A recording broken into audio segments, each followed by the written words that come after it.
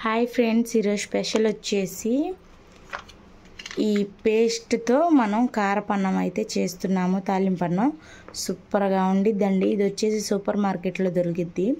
అసలు అన్నం దీంతో ఒక్కసారి తాలింపు వేసుకొని తింటే ఇన్స్టెంట్గా చాలా అంటే చాలా బాగుండేది ఫ్రెండ్స్. Let's go. ఇప్పుడు ఎలా చేయాలో చూద్దాం. ముందుగా ఒక కళాయి పెట్టుకొని దాంట్లో 3 టేబుల్ స్పూన్ల ఆయిల్ అనేది వేసుకోవాలి. ఆయిల్ హీట్ ఎక్కే లోపల మనకి ఎంత కావాలో అంత రైస్ని ఇలా పొడి పొడిగా చేసుకోవాలి. అది నైట్ మిగిలిపోయిన అన్నం కానీ మార్నింగ్ వేడి వేడి అన్నం అయినా సరే ఇలా కొంచెం పొడి పొడిగా అయినా తీసుకోవచ్చు. ఇన్స్టెంట్గా ఇలా చేసుకొని తింటే చాలా అంటే చాలా బాగుండిద్ది. ఎప్పుడు మనకు తాలింపు అన్నమే కాకుండా ఇలా ఒక్కసారి ట్రై చేసి చూడండి. ఆయిల్ అనేది కాగాక మనం వేరుశనగకాయలు అనేది వేయాలి.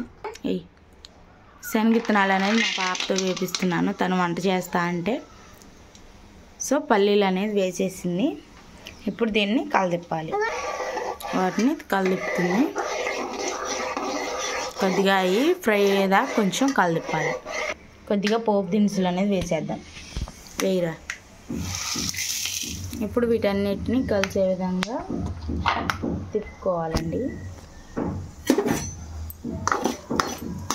బాగా ఫ్రై అవ్వాలి. మీకే ఇస్తా ఒక్క నిమిషం. అది చిన్నగా తిప్పు, మీద పడతాయి. ఇవి కొంచెం ఫ్రై అవ్వాలి.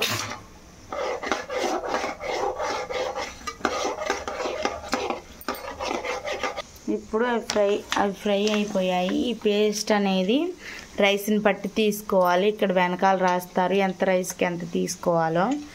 ఆయిల్లోనే వేయాలి, రైస్లో కలపకూడదు. రైస్లో కలిపితే లైట్గా స్మెల్ వచ్చిద్ది. ఇప్పుడు నేను వచ్చేసి ఇంత రైస్కి నాకు 3 కప్స్ రైస్ వచ్చింది. 3 కప్స్ రైస్కి నేను వచ్చేసి దీంట్లో 5 టేబుల్ స్పూన్స్ పేస్ట్ వేస్తున్నాను. చూపించాను కదండి ముందుగా, ఈ పేస్ట్ వేస్తున్నాను. ఈ పేస్ట్ అనేది మనం వేసాక కొద్దిగా చిటికెడు పసుపు అనేది వేసాను. వేసి మొత్తం కలిసే విధంగా ఒక్కసారి కలపాలి. చాలా అంటే చాలా బాగుంటుంది ఫ్రెండ్స్. మీకు నచ్చితే కారం వేసుకోవచ్చు, లేకపోతేనేమో దీంతోనే అడ్జస్ట్ అవ్వచ్చు. బాగా స్పైసీగా కావాలనుకుంటే ఒక 1/2 టేబుల్ స్పూన్ కారం యాడ్ చేయొచ్చు. ఇది ఎటుగుడి చిల్లీయే కాబట్టి కారం పెద్దగా పట్టదు. మీకు కావాలనుకుంటే వేసుకోవచ్చు. నేను వచ్చేసి కారం అనేది యాడ్ చేయట్లేదు. సాల్ట్ దీంట్లో ఆల్రెడీ లైట్గా సాల్ట్ ఉండిద్ది. మనకు రైస్కి సరిపోయినంత సాల్ట్ వేస్తే సరిపోతుంది.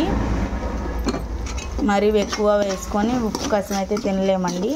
ఇది ఎక్కువసేపు ఫ్రై అవ్వాల్సిన అవసరం లేదు. ఒక 2 మినిట్స్ ఫ్రై అయితే సరిపోతుంది.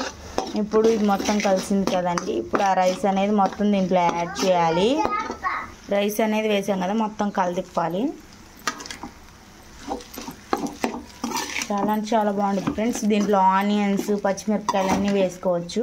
నేను చిన్నపిల్లలు తింటారు కాబట్టి పచ్చిమిరపకాయలు వేస్తే తినరు కాబట్టి నేను వచ్చేసి పచ్చిమిరపకాయలు లాస్ట్లో వేస్తాను. వాళ్ళకు కొంచెం తీసాక ఆనియన్స్ అయినా వాళ్ళు ఏరు పెడతారని చెప్పి నేను పచ్చివి నంచుకుంటాను. మీకు నచ్చినట్లయితే ఆనియన్స్ కూడా వేసుకోవచ్చు. మొత్తం కలదిప్పాలి. ఇంటూ లైట్గా ఒక పచ్చిమిరపకాయ సన్నగా తురుము వేసానండి. నేను చూస్తున్నారా, అక్కడక్కడ కనిపిస్తుంది. దాంట్లో కొత్తిమీర, పుదీనా సన్నగా కట్ చేసి ఒక్కసారి కలిపి స్టవ్ ఆపేసి ఇలా ప్లేట్లో తీసుకుంటే ఎంతో రుచికరమైన కారపన్నం రెడీ అండి. సూపర్ టేస్టీగా ఉండిద్ది. మీరు కూడా ఒకసారి ట్రై చేసి అలా కుదిరిన కామెంట్ సెక్షన్లో కామెంట్ చేయండి. నా ఛానల్ కనుక మొదటిసారి చూస్తున్నట్లయితే లైక్ చేయండి, షేర్ చేయండి, సబ్స్క్రైబ్ చేయండి ఫ్రెండ్స్. Bye friends. రేపు మళ్ళీ వేరే వారితో మళ్ళీ కలుస్తాను.